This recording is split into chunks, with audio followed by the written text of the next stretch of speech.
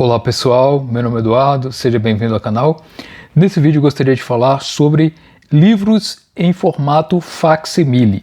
O que seria edições facsimile, né? Essas edições que reproduzem uma obra. Uma edição facsimile tem a sua importância justamente por reproduzir uma edição que é considerada rara, uma edição que é considerada não mais disponível no mercado. E essa forma de apresentar essa obra, ela é chamada de facsimile porque reproduz na íntegra aquela obra de acordo com o formato original. Um exemplo que eu posso dar aqui, os Lusíadas, que eu tenho a edição facsimile, né, nós temos a reprodução da imagem da obra original, da primeira edição. Né? Então, ao invés de adquirir uma primeira edição dos Lusíadas, que é caríssima, os colecionadores adquirem uma edição facsimile que reproduz como se fosse uma cópia mesmo, né, página por página da obra completa. Né? E nós temos a reedição. A reedição é quando você tem um texto e você apresenta aquela obra em um outro formato, como por exemplo nessa edição dos Lusíadas. Então existem várias reedições dos Lusíadas com capas, com formatos diferenciados, até mesmo com diagramação diferente, etc.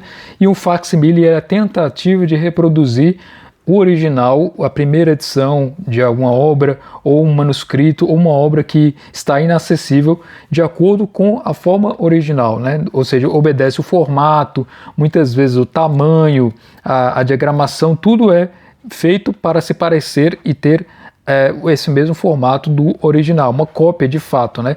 Por isso o nome facsimile, né? Fazer semelhante àquela obra.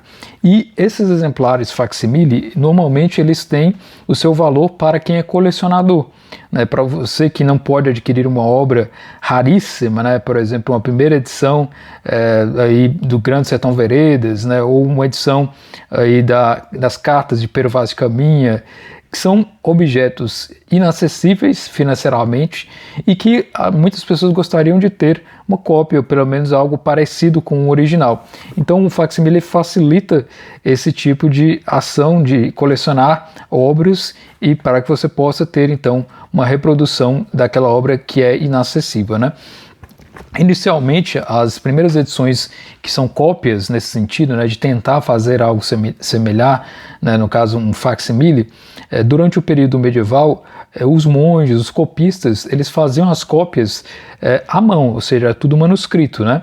Então muitas vezes dependia do talento daquele copista para fazer uma reprodução que seja semelhante à original, mas isso dependia do talento e, portanto, nem sempre era algo preciso. Então, muitas vezes as cópias manuscritas tinham detalhes ou coisas diferentes, né? Nunca uma cópia manuscrita era realmente idêntica à cópia original. Sempre existia pelo menos uma diferença, né? Que seja uma vírgula ou uma palavra, etc. Né? Então, por isso existia as cópias, elas não eram precisas. Portanto, existia diferenciações, até mesmo em iluminuras, em desenhos, né, em formas com que a obra era apresentada, havia diferenças, não existia cópias exatas, idênticas. Né? Com o passar do tempo, com o surgimento da imprensa, isso começou a ser mudado, porque com a imprensa já surgiu a possibilidade de se reproduzir textos através aí de máquinas próprias, né, da imprensa, e esses textos então seriam duplicados da mesma forma. Então seria possível fazer algo semelhante. Porém, ainda era algo impreciso. Muitas vezes as gravuras, por exemplo, elas não eram as mesmas da edição original, que poderia muito bem ser realizada. Muitas vezes, utilizando a imprensa, havia a necessidade de reproduzir, fazer edições dos manuscritos, tentar fazer parecido com o manuscrito.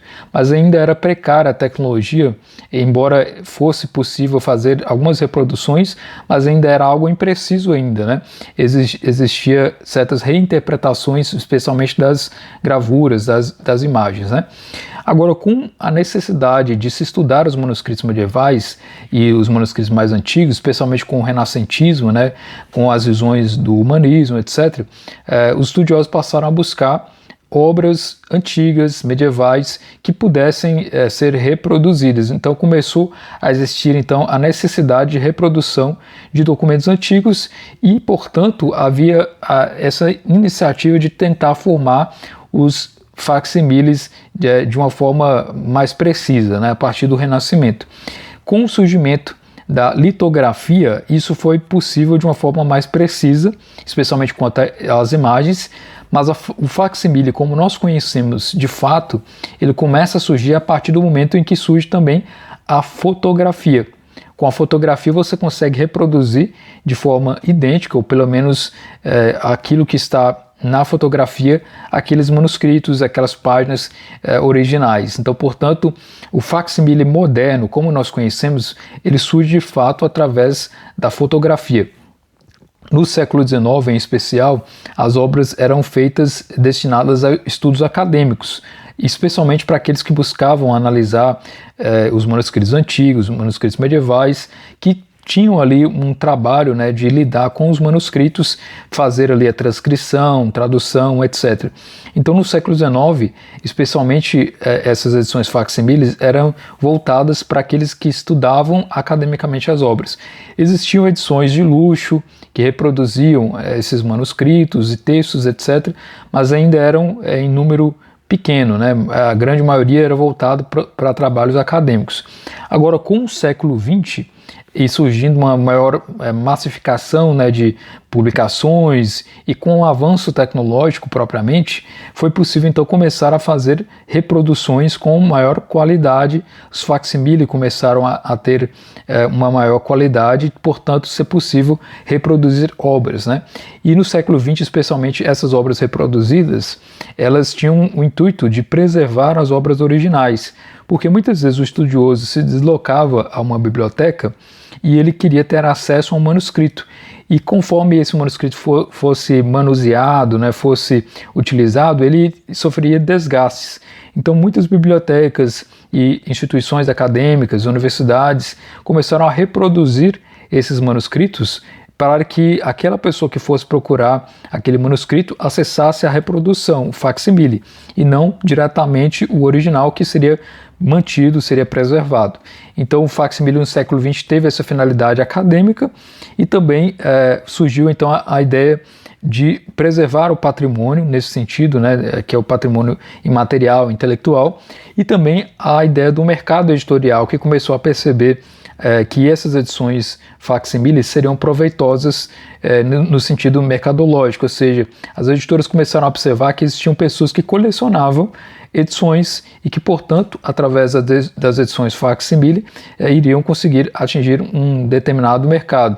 Então, algumas editoras começaram a reproduzir obras clássicas, obras que têm a sua importância histórica, e começaram então a reproduzir essas obras, e surgiu então o mercado das edições facsímile.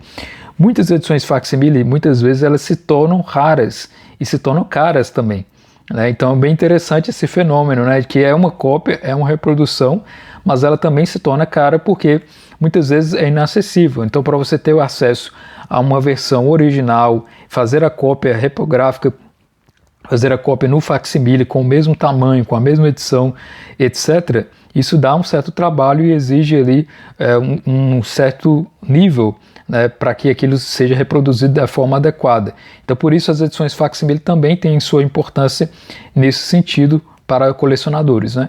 E eu tenho algumas edições aqui de facsímiles que eu vou mostrar para vocês.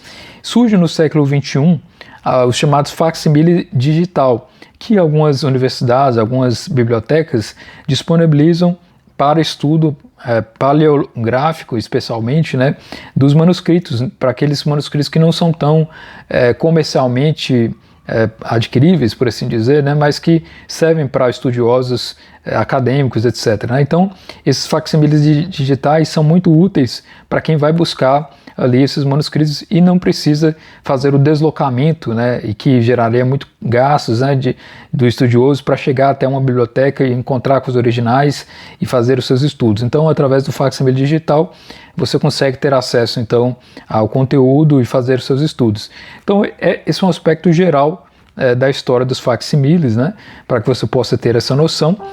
Alguns exemplares que eu tenho aqui, que eu posso dizer para vocês: a edição dos Lusíadas, que eu já mostrei, né, que eu tenho várias edições dos Lusíadas em facsímile, então eu coleciono os facsímile dos Lusíadas. Tem um vídeo que eu mostro as minhas edições dos Lusíadas, eu vou deixar o link para que você possa acessar. E está aqui a própria edição reproduzida, né? A primeira edição dos Lusíadas, conforme o original, a edição mais antiga.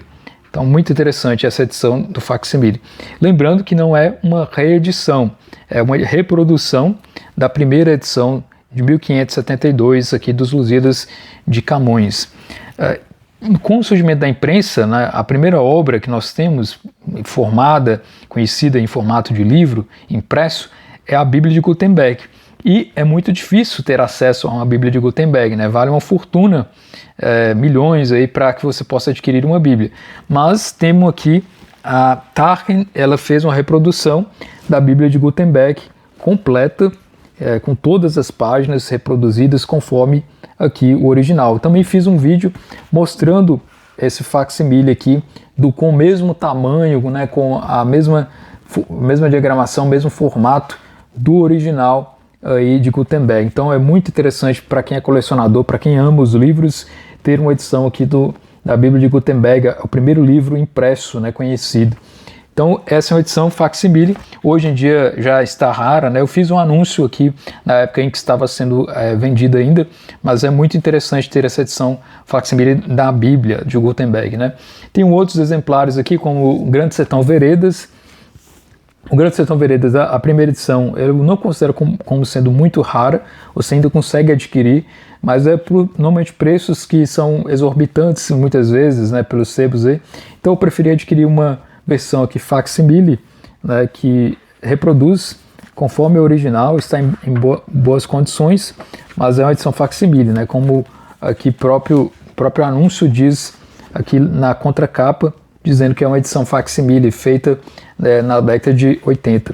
Mas o texto está como se fosse o original, ou seja, a reprodução do original aí de Grande Sertão Veredas. Eu tenho aqui também o facsimile do livro Hobbit, né? Uma edição do Hobbit hoje em dia, a primeira edição é raríssima e tem um valor também muito alto, né? Vale muitas vezes uma casa, um apartamento, o valor de uma única edição. E aqui está a reprodução feita pela editora HarperCollins mais recentemente. Né? Caso você queira adquirir, tem um link na descrição aí dessa edição facsimile. Está reproduzido aqui conforme o original, o mesmo tamanho, né? Uma boa reprodução de fato, né? Um bom facsimile com todos os detalhes conforme a primeira edição. Né? Então vale muito a pena ter aqui para quem é colecionador das obras do Tolkien. Né? Também das obras do Tolkien eu tenho aqui a facsimile do Songs for the Philologists, que é uma reprodução aí do primeiro texto e considerado raríssimo do Tolkien em termos de poesia, né? As canções para os filologistas. Né? Foi uma edição que foi impressa de forma privada, como o título diz aqui, né? E existem poucos exemplares, se não me engano, existem 30 exemplares. Eu adquiri então essa edição facsimile aqui dessa obra, a facsimile completo, né? São cerca de 30 páginas, com todos os detalhes conforme o original foi apresentado. Então é uma edição raríssima, também vale o preço de uma casa, e eu tenho aqui uma cópia, um exemplar facsimile completo. Né? Muito bom ter essa edição. Também temos aqui a Carta de Pero Vaz de Caminha, que eu também fiz um vídeo aqui no canal falando sobre essa edição em específico. Reproduz a carta completa de Pero Vaz de Caminha conforme o manuscrito original, né? Deixa eu mostrar aqui a carta com o mesmo tamanho original, e tem aqui a transcrição, etc, e todo o aparato. Então são essas edições. Espero que você tenha gostado desse vídeo. Muito obrigado pela atenção e até nosso próximo vídeo.